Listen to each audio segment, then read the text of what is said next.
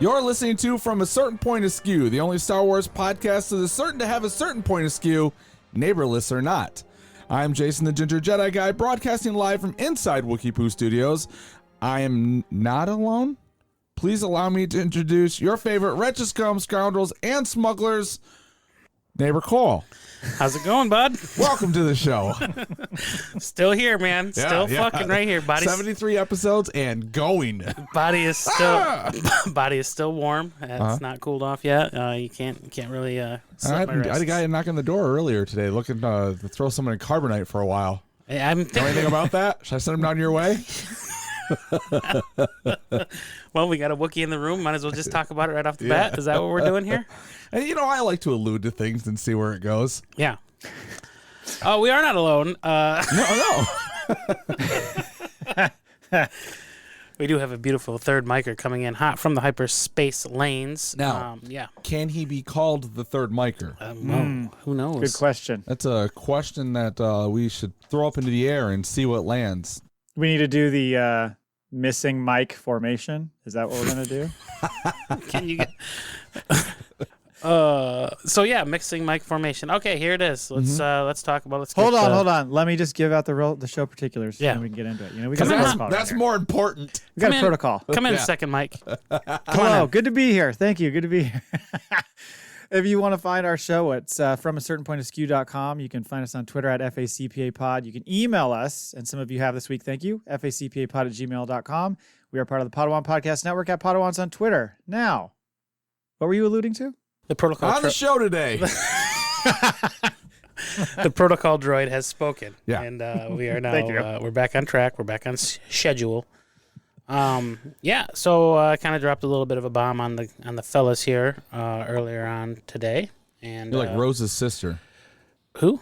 Rose's sister. The Last Jedi. Just dumped a whole bunch dropping of bombs. Yeah. Good call. There you go. Okay. I got it. Took me a second to get there, but I got you. We're tracking. Yeah. We're tracking. We're following. I'm calling you pretty. Thank you. Mm-hmm. Have been working out.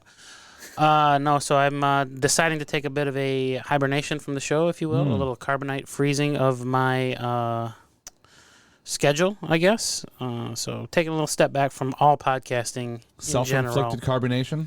Yeah, yep. Okay. Just got a lot of irons in the fire going on. Got a lot of things. I feel like I can feel your guys' eyes on me right now. Now, see, I've heard rumors. Matt's got I know his head tilted. I felt it. His head tilted, and he just looked. That's the human resources head tilt. Get a box, gather your things. Are you sure about that? Can we get security in here?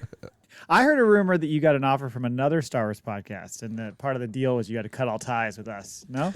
My NDA will neither confirm nor deny we that. have to scrub them from all previous episodes. Yep. Oh, that's going to be a chore. That's your job, buddy.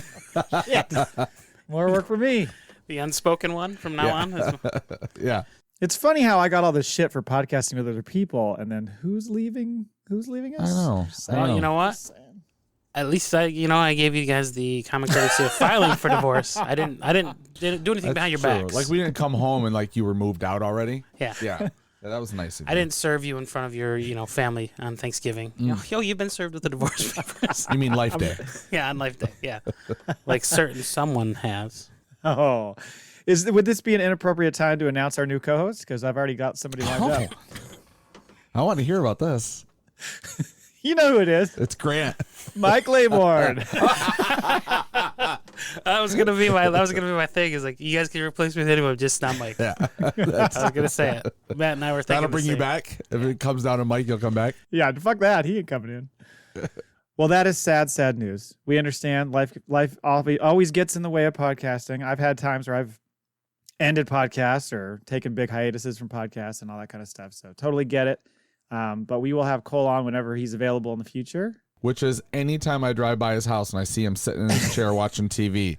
You got time to watch TV, you got time to podcast. I just want the listeners to know that it's not your guys' fault. Right. Okay?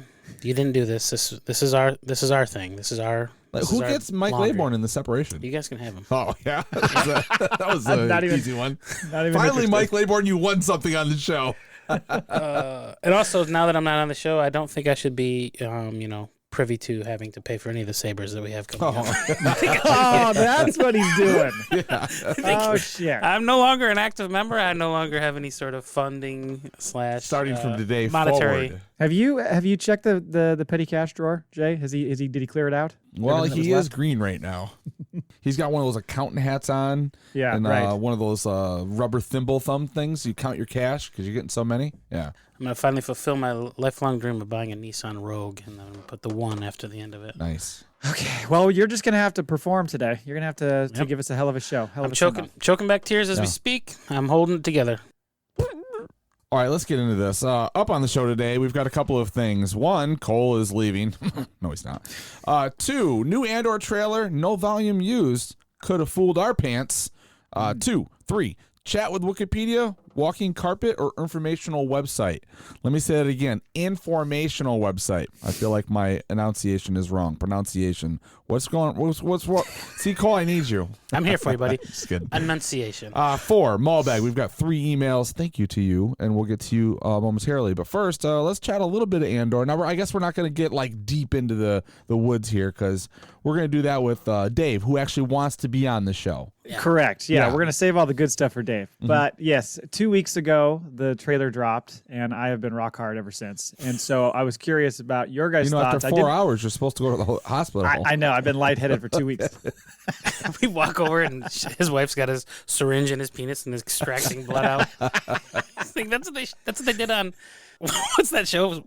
Grey's Anatomy. So I was trying to stretch for. In order to get the Viagra hard-on down, they had to take blood out of the penis?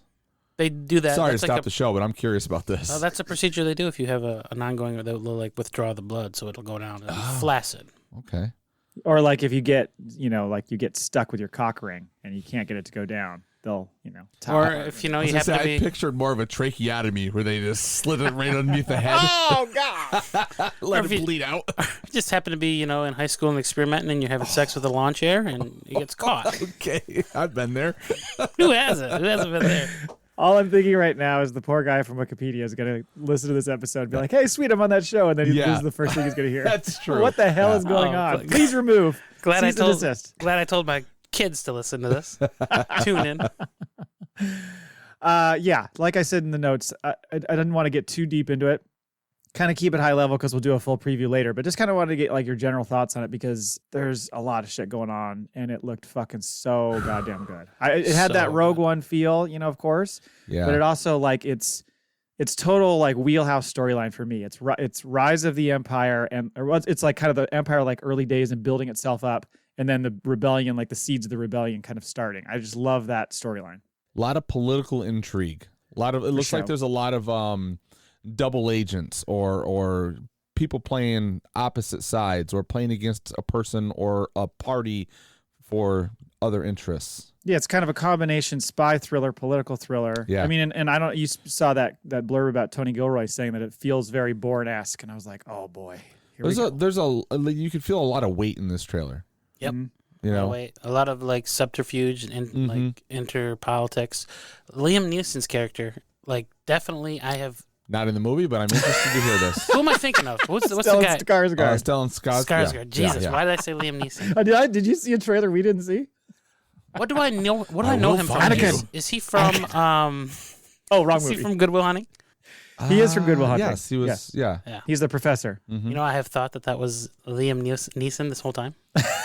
Really? I really You were- have. I would hope that you would run into him and do that wrong. Like be like you were Liam, can I get your autograph? right. Who? You were great in the prequels and Good Will Hunting. It's like Gordon Ramsay and Dave Ramsay. They're always getting. Someone always calls Gordon Ramsay Dave Yeah, Ramsay. yeah. He's like, I'm not fucking Dave Ramsay. I'm Gordon Ramsay. Like two totally different people. Yeah, a lot of times he plays a bad guy. He gave me vibes from something I've seen from him. I couldn't place it. He's had this speech. The Lake House. Or no, No. the Glass House. Nope, not it. So you're not familiar with the Lily Sobieski modern day telling of a... Okay. I'm thinking it's probably from Good Will Hunting somewhere. I don't even remember if he was the father. I think he was, though. I mean, Stellan Skarsgård, he's been around for fucking ever. And he's always like one of those guys that like you recognize him, but you don't know what the hell you've seen him in, right? I mean... He's got that Good Will gravelly Hunting. voice. Yeah, yeah. Ronan, All he of was his in kids Ronan. are acting. Ronan. Yes, he is, yeah. Great movie. Yeah. Uh-huh. Yeah, he's always good. Yeah, and his kids, of course. Yeah, exactly. They're all. So yeah, his character looks really interesting to me because obviously he's some sort of businessman, politician, diplomat, something of power, because they show kind of two different looks of him. And it looks like he basically just wakes up to the fact that he's like, you know what, the Empire is doing shitty stuff here. I need to branch out here. Right. It's like he sort of is like is he like the leader or the first person, the money man behind the rebellion? Chernobyl. That's what it is. Oh yeah. He's in Chernobyl. Yeah. Oh, okay. I haven't seen that. He's like he gave me like Chernobyl vibes for sure. Okay. Yeah. That's what it was. Yeah, I mean, obviously the Mon Mothma storyline is going to be big.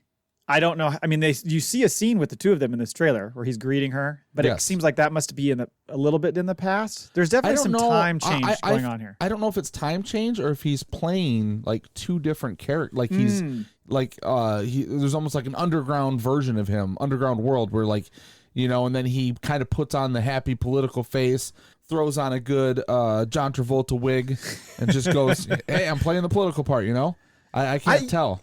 Yeah, because, I mean, when he's greeting Mothma, who's going to be in on the whole thing anyway, I don't know that he would need to be posturing for her. Should I not be as aggressively sexually attracted to her as I feel like I am right now? Mon Mothma? There's something about, like... Fellow gingers, man. You guys I haven't found her attractive in anything I've seen her in, but this trailer, I'm like, God damn, she's... Yeah. Maybe it's because I'm getting older and she stays the same age. All right. Yeah, because I think the way they described it was almost, or maybe this was rumors that we're talking about it, was that it was like kind of two storylines going. So there's the Mothma storyline and then the Cassian storyline. Yeah. And there's going to be intersection points. And obviously, Stellan Skarsgård, Liam Neeson, his character is going to bring them together a lot because he's interacting with both of them. So you see that bridge. Right. So I think he's kind of the like on the ground action guy. She's the one trying to orchestrate shit from the Senate because she fucking hates the Senate at this point. And then Cassian is who's going to go after. I don't think they both realize that they're playing both sides, though. You don't think so? No, because when he meets her, he greets her with, "Oh, I'm this guy who has a trophy room and Mandalorian armor behind me. What can I do for you?" But then I think you got Saw Gerrera. Oh, what a fucking shock! He's gonna he's gonna be. I don't know. Is he playing both sides? Is he kind of like mercenary for hire type of a deal? Well, I don't think Saw plays anything but let's go to war. I mean, I get it, but like he's playing those both sides to the means to that. And who can I use to do the most damage? You know what I mean? Like, how can I be the biggest terrorist on the planet? And then you got the Bogalit coming in somewhere. Bogalit will know the truth. Yeah, I think you're right. I think Stellan Skarsgård's going to him like he says we need all the heroes we can get. So he's pulling from any area he's got to, and he knows they're a little more extreme, but he's probably like they'll serve a purpose in this particular or I don't know if it's one particular thing they're doing or if it's the all up rebellion that he's wanting him to join. But I do like the fact that Saw's like, for the greater good, and he's like, whatever you want to call it, I don't care. whatever floats your boat, man. I just need you. Whatever gets me. I want to call it war. I'm as hard as Mattis right now. Whatever you got to do, however I can drink from the skulls of my enemies, I'm fine with, is what he says. Just how about the blonde ISB officer? I looked her up. Deidre Miro is her name. She looks like she's just going to be a ruthless asshole, doesn't she? Yeah, she looks like she's fun to take to parties. You know, that's your third drink. You told me I could kill somebody. Your speeder's parked outside. I'm going to need the keys. Can haul them out of there. Yeah, and then you get that like Gestapo agent, whatever that guy that we saw, like looking at the fob of Cassian in the previous one. You've got, and there's a lot of interesting characters they're throwing at you, right? And it's going to be cool to see them all play out. And I don't know who the hell. I think her name's Adria Arjona. She's the one that's in like the beginning where you see her in the village in the countryside. Are you the thief or the fish?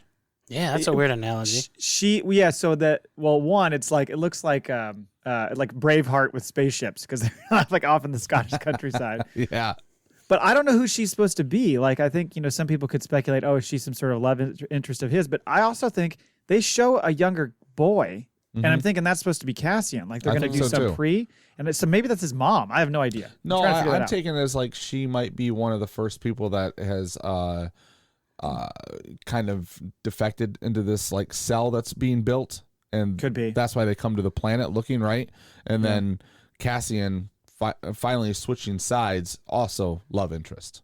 It kind of makes it seem like Cassian initially started off in the Emperor. You know what I mean? Yeah. And instead of being, then he kind of makes it sound like he just walks right in there. Like, you just got to walk in like you own the place. Right? Mm-hmm. This is kind of his advice, or when he's kind of doing the monologue. But it looked like maybe he started and then they turned him, or he saw the error of the Empire, right? Or at and least he defected. was doing it to survive. Or like, yeah, he was Kind of like Han signed up just to fucking double agent. get away. Yeah. Well, that's what I'm wondering is did he infiltrate them, come up through their academy or whatever for the sole purpose of double crossing them long term? No, so it was a long play. I think that's Liam Neeson's role, is to get him to turn double agent to stay with the Empire, because he's sort of already in there, right? Okay, so you didn't think that's his plan from the start. He joined the Empire because he had no other choice or whatever, Right. and then he starts to see the error of his ways. Yes. I see. That could be. There were a lot of like really cool shots. One, it shows either he's part of the Empire at that point and this is how he gets out, or he's a prisoner. But like all those dudes that are wearing like the white outfits and stuff, and he's like short circuiting something to get out and release them. Mm-hmm. So I don't know if that's prison or if that's, like you said, if he's part of the Empire and he's like breaking out of it at that point. And then they have that cool shot like on the dam or whatever, where those dudes are going down, like rappelling down. Oh Yep. man, so much cool spy shit that's going to be in this one. I love it. And how much do you think they're actually showing us? Like, from how many episodes? You think it's from the first 3 or so? Well, all the like village stuff and all that's got to be first episode, I would think. First episode or two. And then they're probably giving us just barely little snippets, like maybe up to, I mean, there's 12 fucking episodes. Yeah. So they could show us a lot of different bits throughout the first 6 episodes, but because we might not see Mon Mothma for, till the 3rd or 4th episode or something like that, just that's kind of how they do it sometimes. They kind of go like that. I don't know. They really sold out with this trailer, because they haven't dropped a trailer like that in a while. Like, that was like 2.5 minutes, right? Almost 3 minutes. Something like that. Yeah. And it was just like, oh, okay. Like, you're looking left to right, like you're in a tennis match, like watching the entire thing. And I was like, wow. Usually it's very reserved, 45 seconds to a minute and a half, right? Like, it kind of reminded me sort of the first Force Awakens trailer, where everybody's like shitting their pants and something's happening and you don't know exactly what's happening. Right. But it's just snapshots of different people and different characters that you're going to eventually meet. That's kind of what this felt like, because you can't really get the whole story. I mean, we're speculating, but you can't really figure it out. So I don't know. I thought they did a great job. The trailers cut really well. I just thought, holy shit, this is going to be so freaking good. I mean, the first trailer I liked, but this one just like ramped it up 10 times. Well, for me too, because like I've always been on the kind of like the fence with this, and after seeing this trailer, I was like, holy shit! And what a difference! I love the volume. I can speak volumes about the volume, but seeing this made like all what the term is Practical. Practical set location on set. Holy shit! It just looks amazing. All of it does. I know. That's what I was excited about from the jump. Is when they were talking about this originally, saying like, we're doing this like a movie. We're building all these characters out. We're building all these sets, and that's why it's going to look different. I mean, obviously, there's certain things that probably were done in the volume, like the fucking Star Destroyer coming across the planet. But I think that's just done in CGI. But I don't think. I think Tony Gilroy said none of it was used. None of it, not one bit. Yeah. Oh wow. Okay. Cool. Well, and then they say they push it back, which I don't know if that had something to do with like, hey, Lord of the Rings is dropping the same week, or what. But they pushed it back 3 weeks, and now instead of giving you 2 episodes, they're giving us 3. So. Right. Yeah. I mean, Jesus Christ, how late am I going to be up on that Tuesday night right before? I haven't looked to see if that's a Tuesday night at work or not, or a Wednesday morning, I guess, because I can stay up then. you can always download it. Yeah. Download them at work. Yeah. It's going to be fun. I just cannot wait. I cannot wait for this fucking series. It looks so stinking good. You called it. I think this is going to be one of the better ones of the new stuff that's come out. Yeah. I think it's going to be better than Mandalorian. I seriously do. I seriously do. It looks really, really good. A little bit of a wince there. A little controversy before I rest my mics down. I think start a bunch of shit and walk away. Fart in the elevator and By the walk. way, my I don't favorite have to back up character, any of this. Jar Jar Binks. I'm out. Throw it down. Yeah, I don't know. It has the potential. I think when I look back on the movies they've made in the Disney era, I think Rogue One is really my favorite of all those. I just love that movie. So to make a series out of it, fucking I'm all in. Oh, last thing. What the fuck was that four-armed doctor business? What was that dude at the end? Yeah, was injecting that kid. What the fuck was that? Maz Katan's fucking older brother? Like, that's what it looked like. I love when right? you guys conflate names. Unless the Kanata. male versions have 4 arms and the females have 2 arms. I don't. What is it, Maz Kanata? Maz Kanata. You said Maz Kanata like she's related to Bo-Katan. And I'm fucking 2 for 2 today. It's Liam Neeson Awards. What is it? Nelson's? The Liam Nelson ratings. the Liam Neeson ratings. Yeah. Yeah, that's the one. And they said our podcast is shit. Yeah, fucking assholes.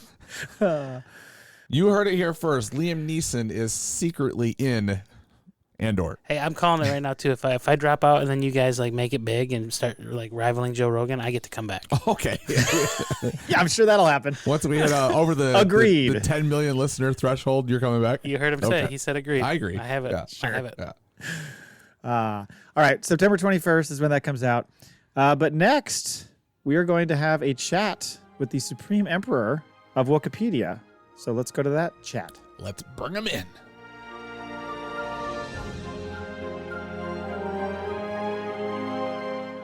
With us today is the Supreme Emperor of Wookieepedia, the go-to source for all your Star Wars needs. And as our listeners know, we are operating at a 40% clip of knowledge, so we use them quite regularly. It is Jordan. How's it going, Jordan? Pretty good. Thanks for having us on. For anyone living under a rock or who isn't aware of you, your Twitter account is Wookofficial. Is that what it is? At Wookofficial? Yeah, at Wookofficial is our Twitter. Yeah, so you should check that out because you drop tons of great tidbits and facts on there. You've been doing it a lot of stuff lately. In fact, I think I saw last Friday. Didn't Rosario Dawson retweet you? Yeah, I think Rosario quote tweeted us sometime last week, and I think it was pretty on good. that same day we had both. I want to say it was Mark Hamill and his son that both commented on the same tweet. Whoa. Awesome. Coming up That's hot. nice. Yeah. Yeah. And now you got us. What a Give downgrade. everyone. Yeah. No, we're having a blast, just kind of getting to interact with everyone and just kind of get the knowledge out there about how the site works. Cool. So first things first, we always, when we have people on, always kind of want to get into their Star Wars origins, how you came to enjoy Star Wars and become a fan of it and all that. We are a little older, so we grew up on the original trilogy. I think you're probably a little younger than us. So I was curious, like, what grabbed your attention Star Wars wise? Like, what got you into it? That would be the novel Heir to the Empire by Timothy Zahn. Oh, yeah. That was the one. I picked up a copy of it from a used bookstore in the early 2000s.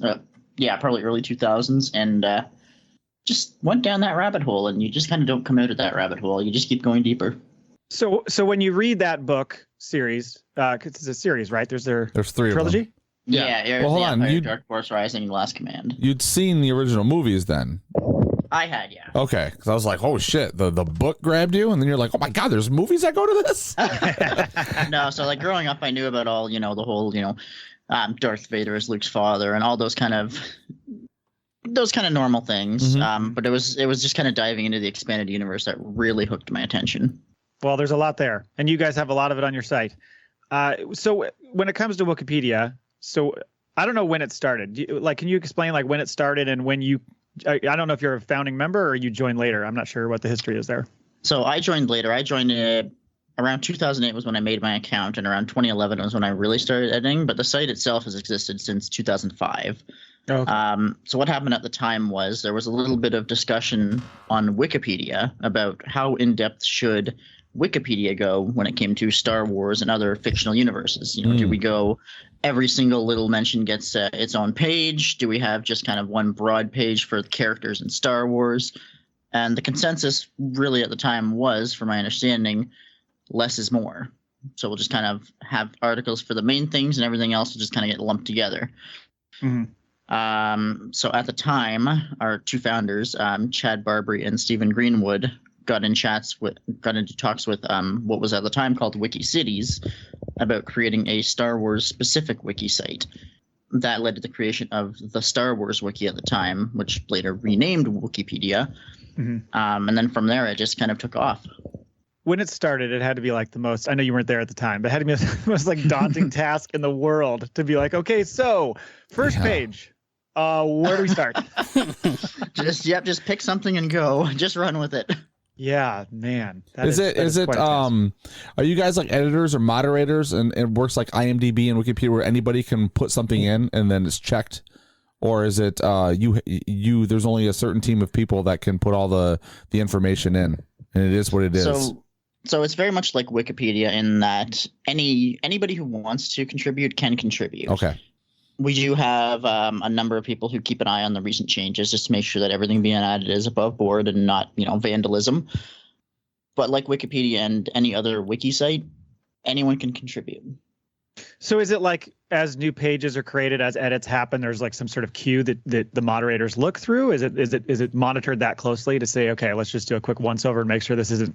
So anything that gets added, it is added instantly. So the minute you hit submit, your edit is saved and it's published. But what we have is what's called the recent changes feed. So everyone can see exactly what's happening at all times. We can see that, this user just vandalized this page. Well, let's undo that. We can kind of get a bird's eye view of everything that's going on at any time. And does that user, we'll call him Dan, does he get a stern talking to? That depends on the nature of what they're doing. Typically, we're big on learning and trying to teach people. So if someone comes in and they have a good attitude and they want to contribute, they want to help make the site better, but they've just kind of made a mistake, that's no big deal. Okay. We've got guides available to help you with that.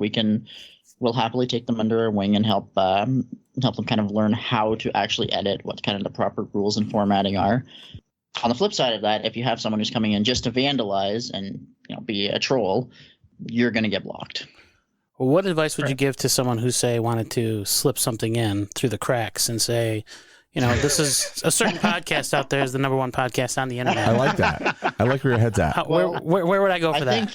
I think you might have to fight a few other podcasts because a few others have mentioned doing the same thing. So there's other Star Wars podcasts? We might have a little bit of a contest going on there. Who do you think would win that fight? Who can slip in the most subtle mention? There you go. Yeah, well, I was thinking when new content comes out, especially a series or a movie, is it like all hands on deck trying to get all that stuff updated? I mean, is it really primarily user driven when those things are being updated? Or do you guys as moderators are like, okay, like Kenobi just came out, like we need to put some structure around what we want to throw up there before people just go crazy? So the most interesting thing about the site, and the same goes for any wiki site, is that it's entirely user driven. So it's not, some overarching plan to cover this, then this, then this. Sure. Everyone just kind of goes at what they're interested in, and more often than not, that ends up just kind of being whatever's out right now. So when Obi-Wan Kenobi came out, for example, I would say within like 3 hours of that premiere, we already had a fully fleshed out, pretty much perfect article on that homeless clone trooper who was asking for credits. Oh wow! It was like, I want to say it was probably like between 4 and 5 hours later, it was just done.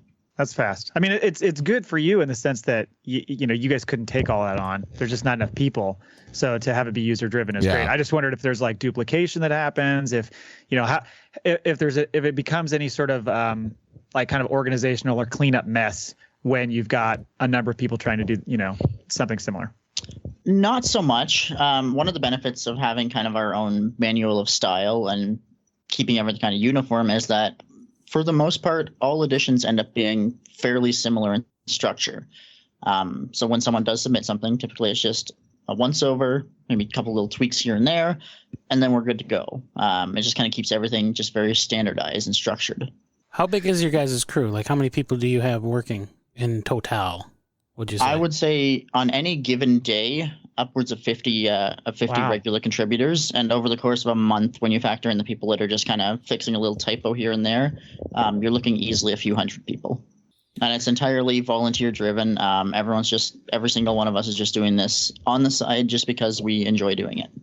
That's sweet. Yeah, I was thinking about too the fact that when you have like trailers out, like for instance Andor right now, and so when you go to Wikipedia and you're looking at a certain character, let's say, so like I looked up Miro, the blonde gal who's the ISB officer, and I looked at the Wookieepedia page, and all it has, because they can only go on what we've seen in a trailer, it says Miro was a human female with fair skin and blonde hair that was tied up in a bun at the back of her head. Her lips were pursed as she walked through the Imperial facility. I just love that because it's like, look, man, that's all we got so far, right? We'll add later, but this is all we got.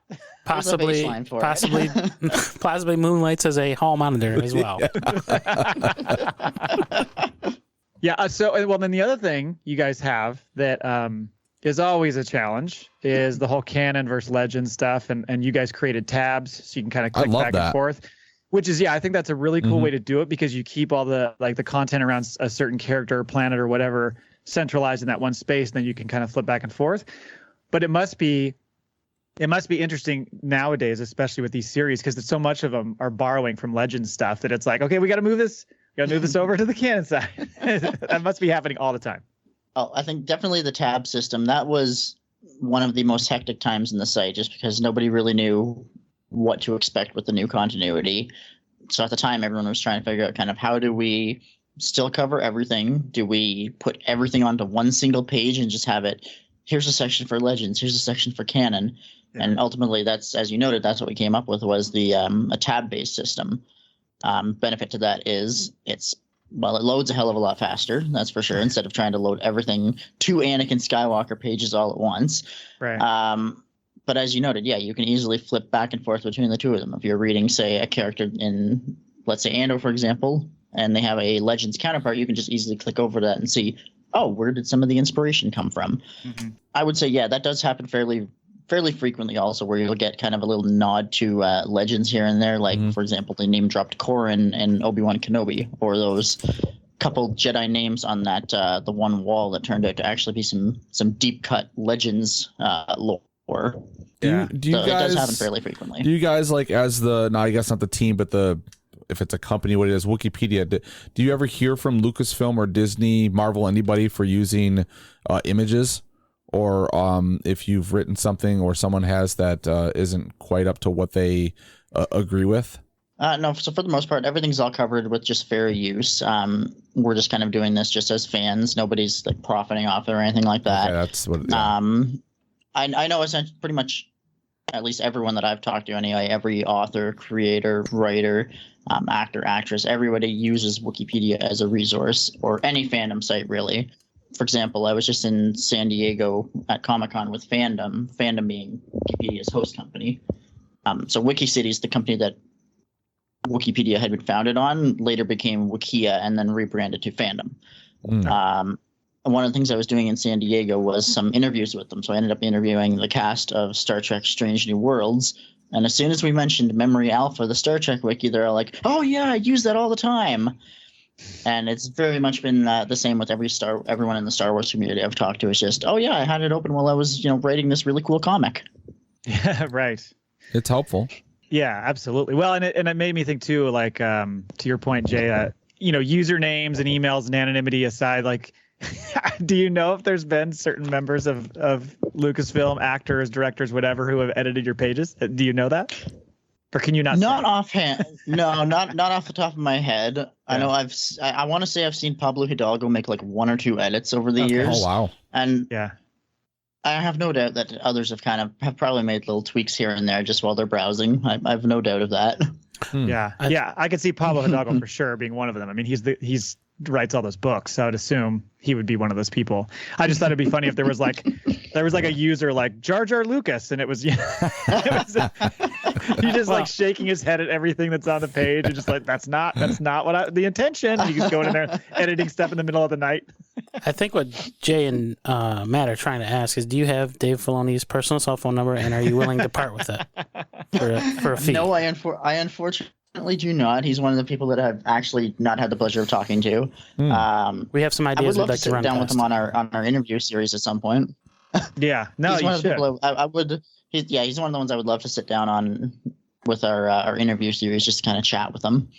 Yeah, I mean, encyclopedic minds, so I'm sure they would have a lot to share. Exactly.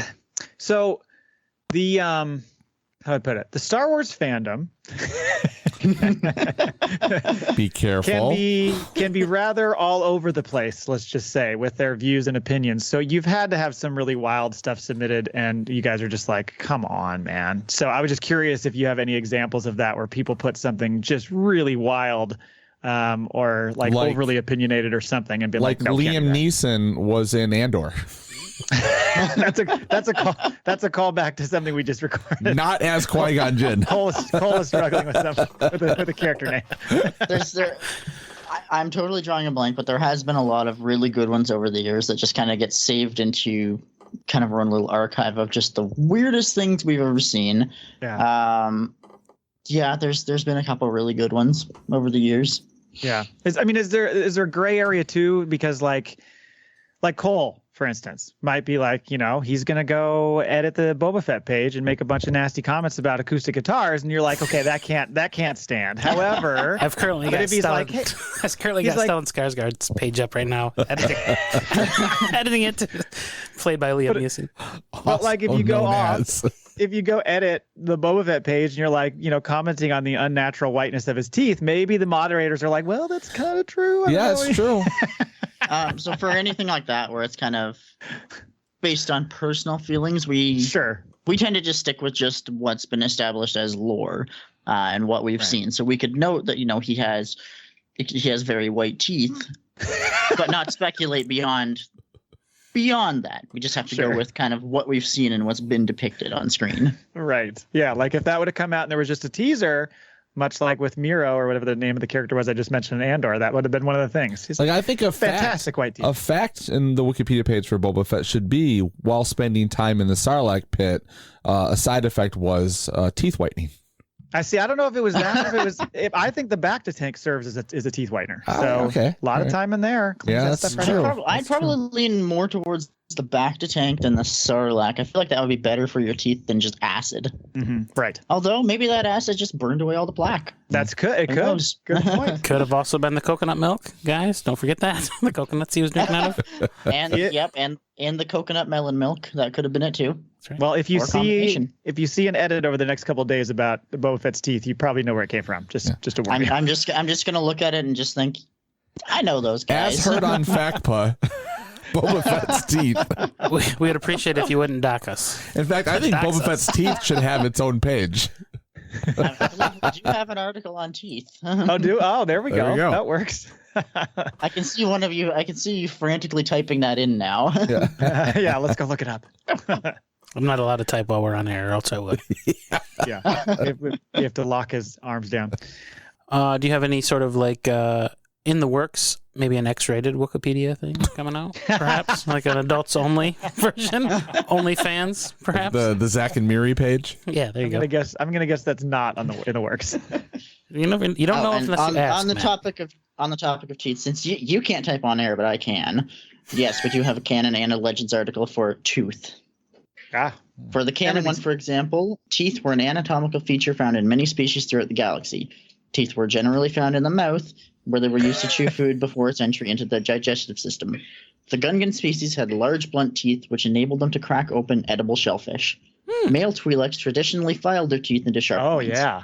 Because, I remember the Twi'leks had a lot of the sharp teeth. All the beginning part wasn't needed. I mean, if there's anybody that's signing in that needs an education on teeth before the difference in races. I like that it says generally in the mouth. Yeah. Because, you can find teeth in other places. So that's true. Maybe there was some teeth in the south mouth. There's see, I told you this is an E rating. There we go. We got our episode title.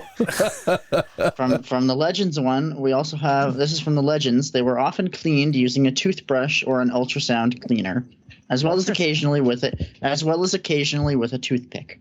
But it doesn't say anything about Bacta. No Bacta soaking. Nothing about Bacta, so we can't confirm that Bacta whitens teeth. That's a theory. Maybe they're using to write that article. Maybe they're using Banaka in the Bacta. But I think right here we're creating facts for the page.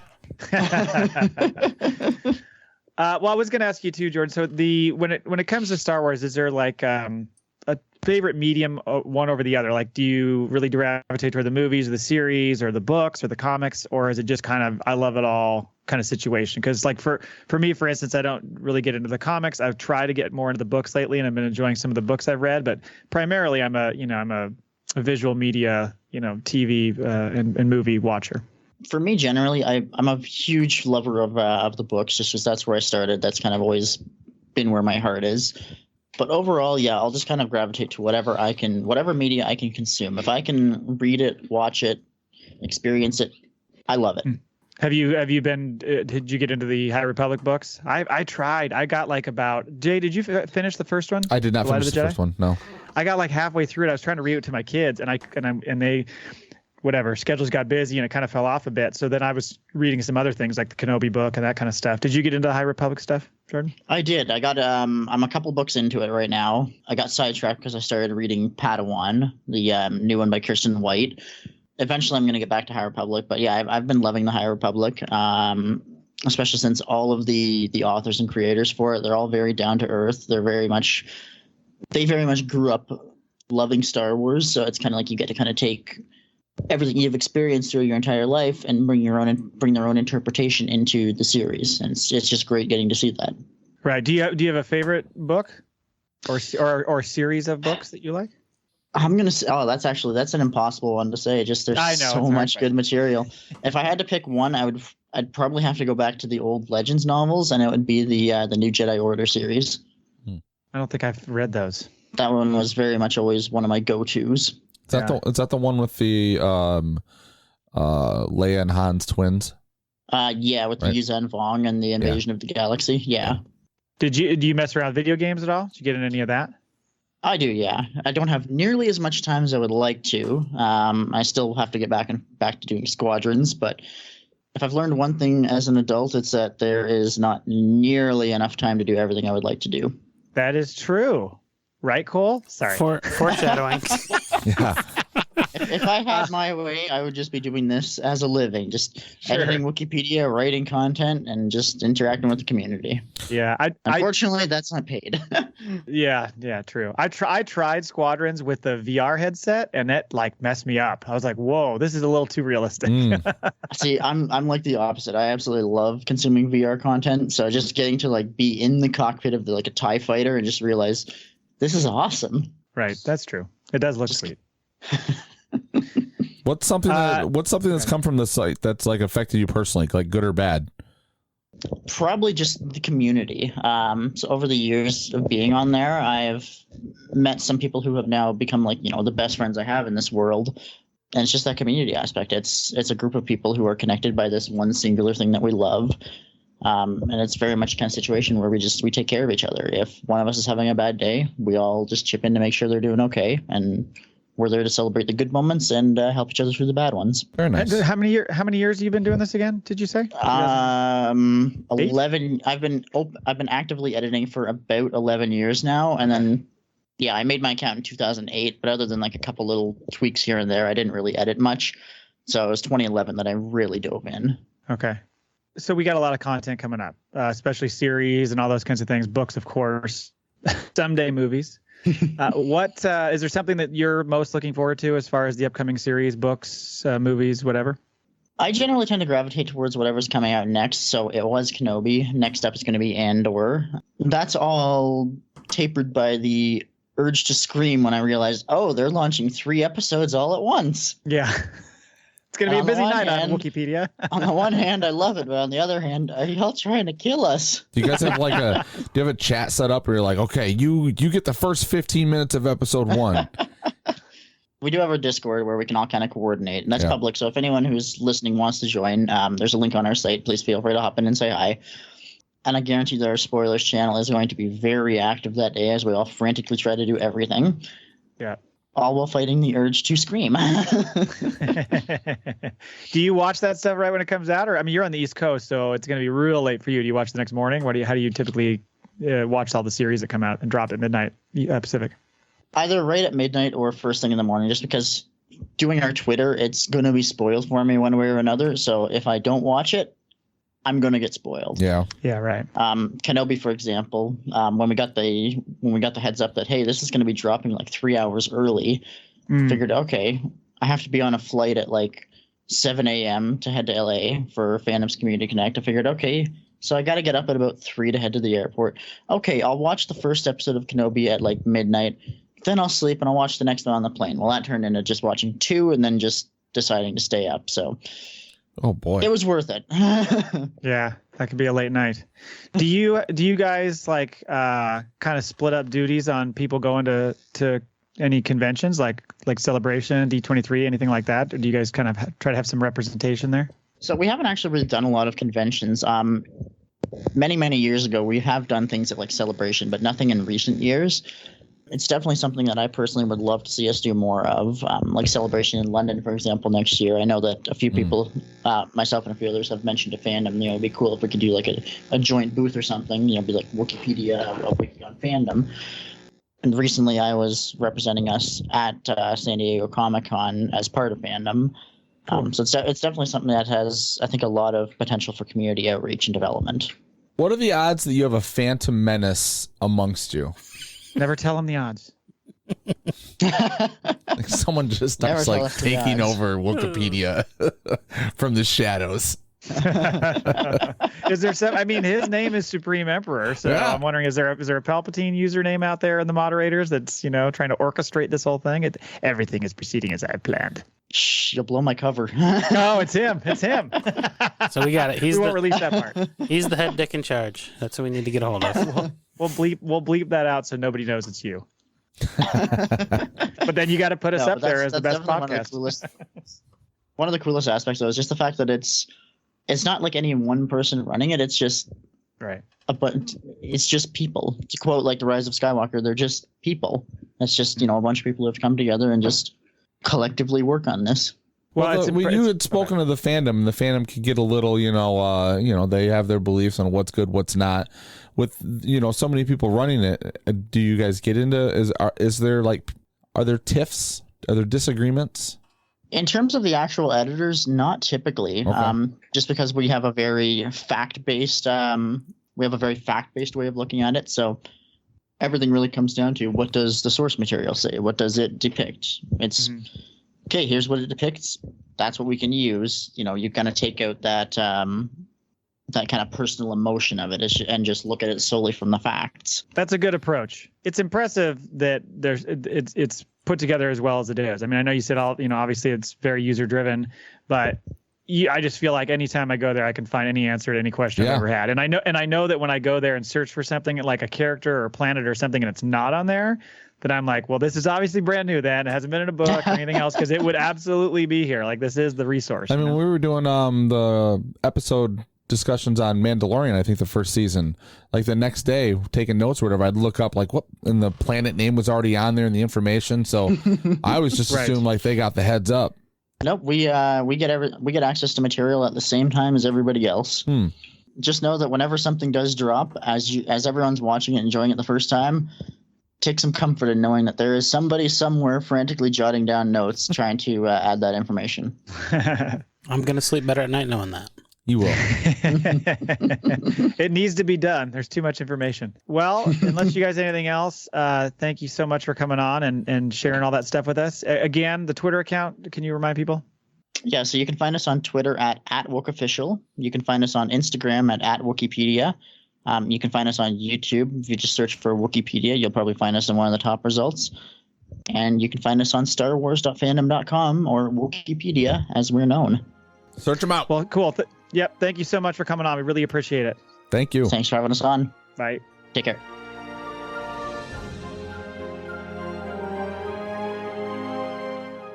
Thanks again for Wookieepedia Supreme Emperor stopping by. Great chat.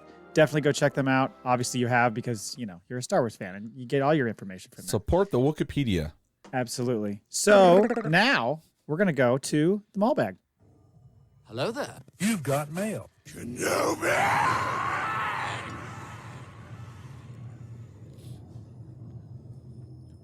What's in the Maul Bag?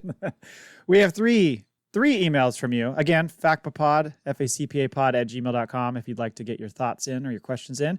First one is from Louis Cabral. This was from like 3 weeks ago. It's been a while since we recorded. He said, hello, skewers. What's your opinion on a Star Wars movie coming out every year at Christmas time? Would 2 movies a year be enough or too much with the television series broadcasting as well? What do you think the perfect number would be? I love Star Wars around movie art. I love Star Wars around movie time. That's when the Nelson ratings are the highest. I love Star Wars movies around Christmas time. There is a certain like chill in the air, if you will. Oh wow. Yep. No, it just makes me like super giddy for the holiday seasons, and I never enjoy Christmas. That's typically. true. Yeah. Yeah, I love it. Like that's one of the one things I look is, oh, it's coming out Christmas. Like if it was out on Christmas Day and the theaters were open, I would go to the theaters with my kids and be like, hey, it's a Christmas celebration tradition. Yep. I love it. I was happy they were going to try to do 2 a year, and then they blamed Solo on not marketing and people's fault, and so here Exactly. we are with out of Star Wars movie for quite a while. So I'm if they could give me 1 a year, I'm not going to complain. I will say 1 a to that, year, 1 a summer, I'm good to go. I will piggyback onto that. I think 2 a year is too much. Yeah. I don't like Star Wars content for Star Wars content. Like I want well thought out, well done, good movies Starring Liam Neeson. starring Liam Nelson. Yeah, I mean, it's been it's been a few years since we've got one, and we're probably not going to get one until 24. Let's be honest. There's no way. I don't think there's any way they get one done and released at the end of next year. Yeah. Not unless they're like secretly shooting. Right, exactly. So, like you said, I think 2 could work. Solo seemed to spoil the powers that be on that whole process. I mean, because look how many fucking movies Marvel puts out That's every year. we've talked about it before. If they could do 4 Right. Marvel movies in a year, I think we'll be You all think right. that they could do 2? Yeah, do a summer blockbuster and a Christmas movie. That would be great. But I think at least give us one. At least give us one movie a year, because there's so many other series. Like I think you want to get a good 3 or 4 series during the year. Maybe one animated series would be great, because you can kind of take some swings with that. But let's get one big movie every single year. That's what we think, Louis. What do you think is the best way to highlight secondary or tertiary characters when they are not strong enough to lead their own show? And I was thinking, I don't know, maybe like the Daily Wire? Just kidding. Oh. Is he trying to get that in there? Is he Gina trying to get that in Carano, before I leave? Gina Carano, Gina no. Carano, that's where she went. It was a good place for her. I like seeing the characters pop up in the movies and the TV shows. Like if they're not strong, because obviously they're strong enough characters to keep around. So like the Andor trailer, I had to watch it twice because, well, obviously I was gonna watch it twice, but I guess her name is Kayla. But the first time I watched it, when it shows Stellan Skarsgård's guy go in the trophy room and he greets whatever, I thought it was Kira that was walking into the room. I was like, Okay. Did anyone see that? Everyone's talking about Saw. And I was like, no one is. And then I had to go back and look, and I was like, oh no, I'm just seeing shit. Wishful thinking. I think if you have a strong character, I mean, when it comes up every time when there's some sort of strong secondary character, it immediately everybody starts throwing out rumors that they're going to get their own series. And so I don't like, for instance, Haja, Kamal Nanjiani's character in Kenobi. I don't need a series with him, but if like you wanted to write a book about him, I'd probably read that. Like I think books are a really good place to flesh out those stories of some of those characters. But there are other ones, like you mentioned, Kira, where not only is it her, but it's also the whole Crimson Dawn thing. So you could absolutely make a movie or a series about that. Yeah. Lot going on. Keep your warped opinions coming, Louis. Thank you, Louis. Thank you. I hope you win the AKA dark saber. Clockwork Owl. Yes, the dark saber. Email number 2 from Mike Laybourne. Why don't you eat my ass, Mike? That's my response to that. Cole, just say whatever you need to say to Mike Laybourne right now. I'm threatened by your presence. That's why I'm so The hostile. floor is yours. Deep down, I really have an infatuation with you. This is gonna feed the rumors that you guys are the same person. Oh, okay. Right. Because you leave, he comes in. You never know. Ooh. With Andor choosing to use practical sets, as we discussed, instead of the volume screen, there's a great big HD screen going unused. If you could have a day with the screen, what movies would you be watching on it? The Book of Boba Fett. Oh man, where does he get these ideas from? They're pretty good though. He's got some They are creative. good. I would like get a lawn chair and sit right smack middle and just turn on the fucking hyperspace stars and just fucking watch it. Oh, that's Like, a good idea. How would you not?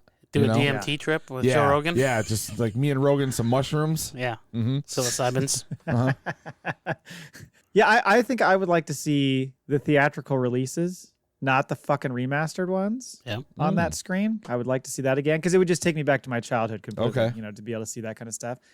I mean, shit, I'd see Top Gun 2 again. You guys have seen it, right? Oh, it's so good. Fucking A. Haven't seen it yet. Cole hasn't seen it. No. He'll have time now. Definitely will. First thing I'm doing. First You order of gotta see business. that. You should see that before it leaves the theater. It's Tom pretty Cruise, I'm fucking coming good. for you. Yeah. Or I think also, I mean, if you had that big screen in front of you, I think any like war epic movie would be pretty fucking awesome. Saving Private Ryan or some shit like that. Probably not Pearl Harbor. No offense, Jay. What's the one that was made to look like it was one shot? 1917? 1912? 1917? Yeah. Oh, for 6 tonight. I've not seen that yet. So I just love it. It's always just a little off. Just a little bit. It's like Jay's Not dad even when a he's certain point of skew. It's like Jay's dad when he was or stepdad when he was labeling the VHS tapes. Yes. This is the War of 1817. I came in peace, and it was I come in peace, and then what was the other? Every fucking title was like just enough. I was like, Just a little off. Yeah, I was like, what's wrong with this person? It's just like me. I'm just a little off. Oh, I'm a lot off, to be honest with you. Oh, man. Thank you, Mike. Email number 3 from Ty, 213pod. Hey, Nerf herders. Hey. Hey, You call him scruffy looking. I've been thinking about the Boba Fett problem. So has Cole. A lot. that's why he's leaving. And my solution is this. Boba Fett, in quotes, needs to be a mantle rather than a person like the Dread Pirate Roberts. Boba retires, Fennec Shand dons the armor, and we get our benevolent gangster story. Then we figure out something for Captain Rex to do on a different show and let Tamura keep working as Old Rex. People loved Cobb Vanth for doing a lightweight version of this. What do you think? Well, Ty, first of all, thank you for listening. Also, apparently you've not listened to all the shows because I believe we've pretty much had this exact discussion. I think we talked about it once. You're right. I can't remember when that was. Maybe was it leading up to or during the series? I think it was leading up to the Boba Fett, like our speculation, or maybe when a trailer came out or something, or like maybe our hope for it originally. Yeah. Also, I didn't mean to come off as snarky as I did because Ty, you're on my good list. Chris. Yeah, Chris is the one you hate. Yeah. Sorry, Ty. Hate you. Take a little venom. Take about 10% off the top there, Squirrely Man. Yeah, I need to. Ty, you're my boy. I can't remember where we landed on that theory though. Like I'm kind of torn on that because I think that it would be cool to have it be like this larger than life legacy thing that different people, take on and it has different personalities and twists and turns or whatever based on who's wearing the suit. Mm-hmm. But at the same time, I don't know. I also kind of like that it's one guy. I'm not sure what to say. Well, I mean, we've also seen what the suit looks like on a different person. So it should be like the Sisterhood of the Traveling Pants. It should fit anybody snug, whoever puts it on, right? Or like tomorrow. Marty McFly's Nikes. Yeah, there you go. Yeah, nice. Ratchet on.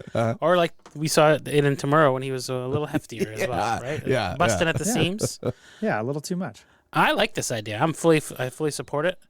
What was the? Because it gets Tamura out of the armor. Him and his white teeth. What was the video game that they took the helmet off and it was a girl? Was it Metroid Prime? Yes, Samus. Yeah, she came out with the helmet off and it was a girl. For those of you who've That'd be never really done cool. that, just type in Justine Bailey and you'll get the no helmet Metroid. If you happen to have What an would be 8-bit the most Nintendo laying around. shocking? What would be the most shocking Star Wars character if they pulled the helmet off of Boba Fett and it's fucking? Who do you think? Anakin. I mean Jar Jar. Jar Jar. Babu Frick. Hey! It's Mace Windu.